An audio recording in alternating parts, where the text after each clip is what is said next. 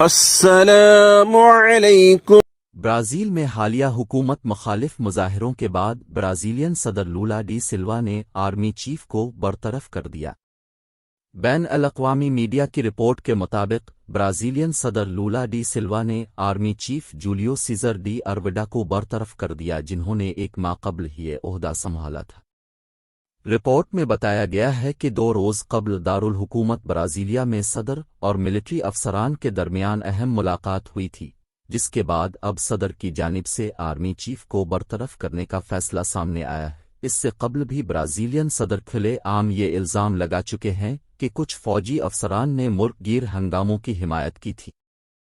یاد رہے کہ 8 جنوری کو سابق برازیلین صدر بولسونارو کے حامیوں نے حکومت کے خلاف احتجاج کیا تھا اور برازیلیا میں صدارتی محل، سپریم کورٹ اور کانگریس پر حملے کیے تھے۔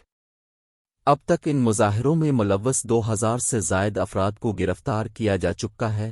اس حوالے سے برازیلین وزیر دفاع کا کہنا ہے کہ فسادات سے فوج کی اعلیٰ قیادت پر اعتماد میں دراڑیں پیدا ہوں، جس کے بعد حکومت نے فیصلہ کیا ہے کہ فوج میں تبدیلی کی ضرورت ہے۔